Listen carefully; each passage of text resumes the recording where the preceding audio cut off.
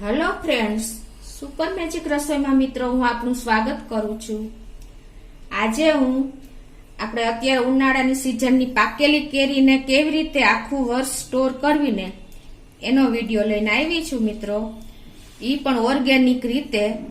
તમે લાસ્ટ સુધી મારો આ વિડીયો જોજો અને તમને મારો વિડીયો ગમે તો લાઈક કરજો, શેર કરજો અને સબસ્ક્રાઇબ કરવાનું તો ભૂલતા જ નહીં। તો મિત્રો અત્યારે આપણે કેરીની ફૂલ સિઝન ચાલી રહી છે અને એમાં જો એકદમ આપણે સ્ટોર આખું વર્ષ સ્ટોર કરવી હોય ને તો આપણે એકદમ ફ્રેશ કેરી લેવાની। એટલે જો તમારે વધારે પાકેલી હશે ને તો પણ તમને પ્રોબ્લેમ થશે અને એકદમ તાજી અને સડો ન હોય અને એવી કેરી તમારે આ રીતની લેવાની છે। પાકેલી કેરી, બહુ મીડિયમ સાઈઝ પાકેલી, બહુ પાકેલી પણ નહીં। તો એના માટે શું કરવાનું છે મિત્રો કે પહેલા તો આપણે આ કેરીને 2 થી 3 પાણીએ સરસ ધોઈ અને પાણીમાં રાખી દેવાની। એટલે એનું જે ઉપરનું કેરીની ગરમી પણ જતી રહેશે અને આપણને જે ઉનાળામાં પ્રોબ્લેમ આવે એ પણ ન થાય। ધોઈને અને એને મેં કોરી કરી લીધી છે। તો પહેલા તો આપણે આ કેરીને પીલ કરી લેશું, એટલે કે એની છાલ ઉતારી લેશું આ રીતે ડંઠલ કટ કરીને।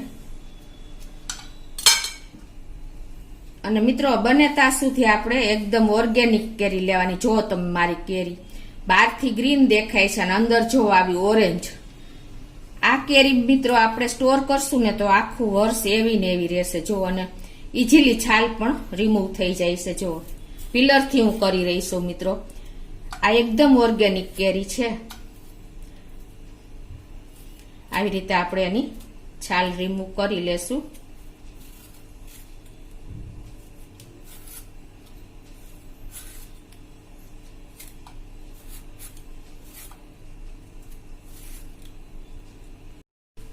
આ રીતે આપણે છાલ ઉતારી લેવાની। અને મિત્રો જો તમને પિલરથી ન ઉતરતી હોય ને તો તમે ચપ્પુથી પણ આ રીતે ઉતારી શકો છો। થોડીક સરખી એવી છાલ આપણે રિમૂવ કરવાની, કેમ કે આપણે સ્ટોર કરવાની છે મેંગો। આ રીતે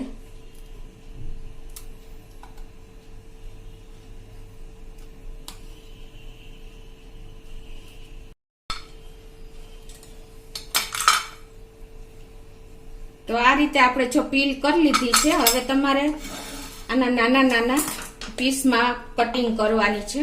આ રીતે તમે જોઈ શકો છો, આ રીતે આપણે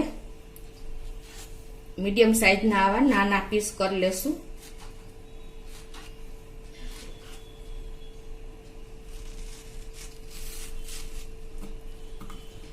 જો મિત્રો આ રીતે તમારે એકદમ મીડિયમ સાઈઝના પીસ કરી લેવાના છે।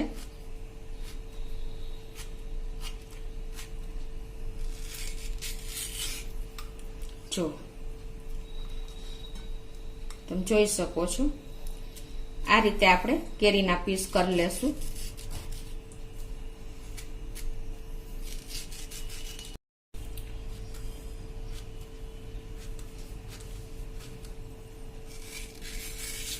આ રીતે મિત્રો એકદમ જો તમારે ગોટલામાં ઘસીને નથી લેવાની, એટલે કાંઈ પણ તમારે એકદમ સોફ્ટ પીસ આવે। જો કે આમાં એક રેસા પણ નથી, એટલે કેરી બહુ ઓર્ગેનિક મારી છે। અને તમારે કેરી ફ્રોઝન કરો ને સ્ટોરેજ કરવા માટે હંમેશા તમને કહું એમ સરસ કેરી લેવાની। અત્યારે બહુ મસ્ત કેરી આવી રહી છે મિત્રો। શરૂઆતની કેરી પણ નહીં લેવાની અને સાવ પાછળની કેરી પણ નહીં લેવાની।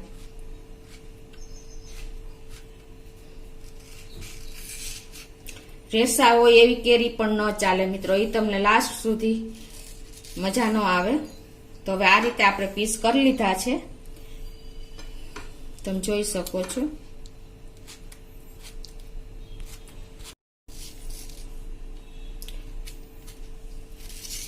તો મિત્રો અત્યારે આ મારી પાસે આ કેસર કેરી છે। કેસર કેરી આપણે જો સ્ટોરેજ કરશું ને તો એનો ટેસ્ટ એન્ડ સુધી એવો ને એવો રહે છે।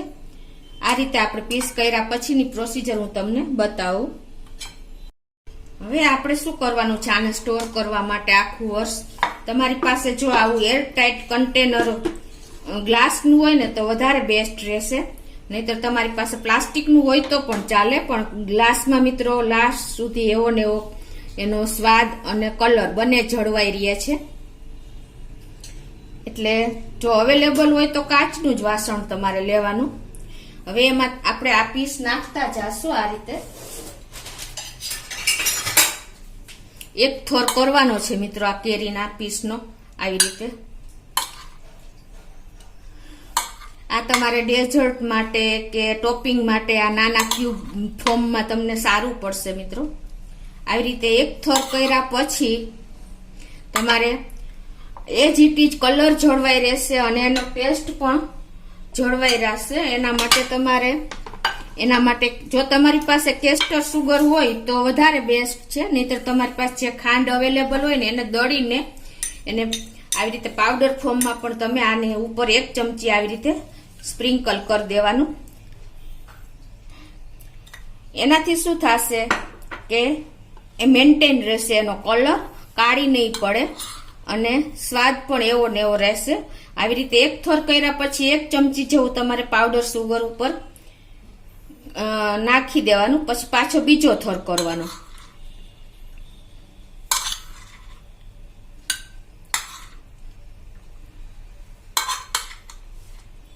આ રીતે પાછું પછી તમારે 1 ચમચી પાવડર ખાંડનો પાવડર કે કેસ્ટર સુગર જે તમારી પાસે અવેલેબલ હોય નાખી દેવાનું. અત્યારે મારી પાસે ખાંડ અવેલેબલ છે તો એ હું નાખું છું.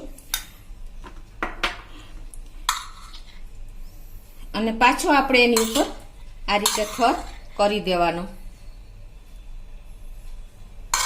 આનાથી તમારે ટેસ્ટ આખું વર્ષ તમે જ્યારે ખોલશો ને ત્યારે એવો ને એવો કલર ને ટેસ્ટ બને રહેશે. થોડુંક પાણી થશે ખાંડનું પણ તમને કોઈ પ્રોબ્લેમ નહીં આવે મિત્રો.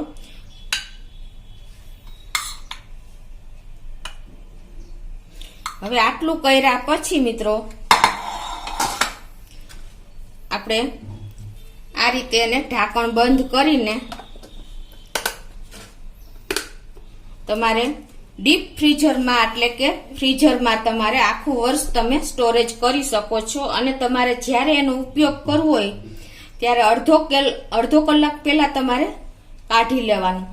અને જો તમારે જલ્દી હોય તો તમારે આને પાણીમાં પણ થોડીક વાર રાખી શકો છો, એટલે ઇઝીલી તમે એનો ઉપયોગ ક્યુબ તરીકે કરી શકો છો મિત્રો. ટોપિંગ તરીકે, ડેઝર્ટ તરીકે તમે એના એકદમ પીસ છૂટા થઈ જશે.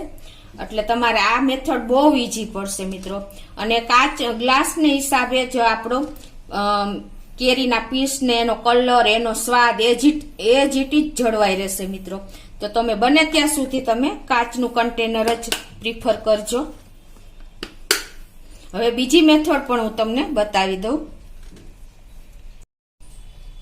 બીજી મેથડમાં મિત્રો આપણે શું કરવાનું છે કે તમે જો આ કેરીનો આપણે ક્યુબ કર્યા એનો રસ તમે તૈયાર કરીને મિક્સર જારમાં અને એને ગાળીને તમે આ રીતે કન્ટેનરમાં ભરી શકો છો.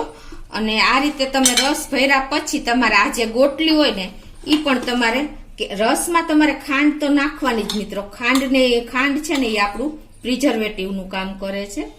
એટલે રસમાં ખાંડ નાખ્યા પછી તમારે એને ગાળી લેવાનો. પછી આ રીતે તમારે એર ટાઈટ કન્ટેનરમાં ભરી લેવાનો.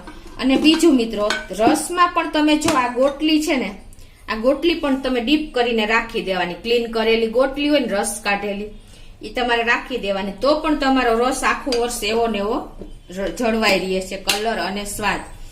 અને મિત્રો આ રીતે પણ તમને ઉપયોગી થશે. અને ત્રીજું તમને બતાવું કે આપણે જો આ સ્ટોરેજ કરી હોય ફ્રીઝરમાં અને આપણે નાનું ફેમિલી હોય તો આપણે ઘણી વખત કાઢવામાં ને મૂકવામાં ટેમ્પરેચરમાં ફેરફાર થઈ જાય છે. જાજી વાર બહાર રહીએ પાછું આપણે અંદર મૂકીએ તો ટેમ્પરેચરના હિસાબે એનો કલર અને એનો સ્વાદ બને ખરાબ થઈ જાય છે. તો એના માટે શું કરવાનું, તમારે આનો રસ કાઢીને પછી તમારે આ રીતે આપણે આઈસ પ્લેટ આવે છે ને બરફની પ્લેટ એમાં તમારે રસ બધા ખાનામાં ફિલ કરી લેવાનો. બરાબર, આ રીતે પછી તમારે આને ડીપ ફ્રીજમાં આપણે જેમ આઈસ જમાવીને એ રીતે તમારે જમાવી દેવાનું.